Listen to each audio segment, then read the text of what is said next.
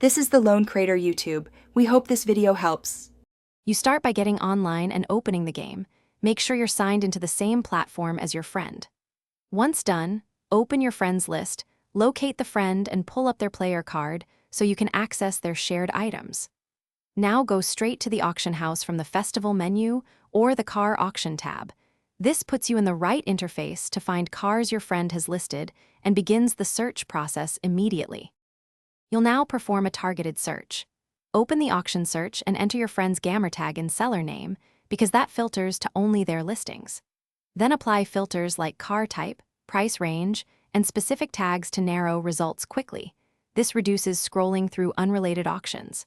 Make sure to sort by newest listed or lowest price so the friend's most recent auctions appear at the top. This saves time and avoids missing limited time or freshly posted cars.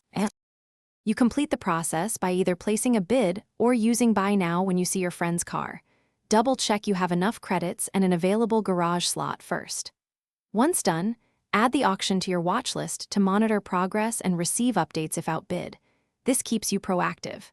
If you can't find listings, make sure your friend's privacy and platform settings allow trading, confirm correct gamer tag spelling, and enable crossplay if needed. Those fixes usually resolve missing auction issues. Thanks for watching. Consider subscribing if we helped you.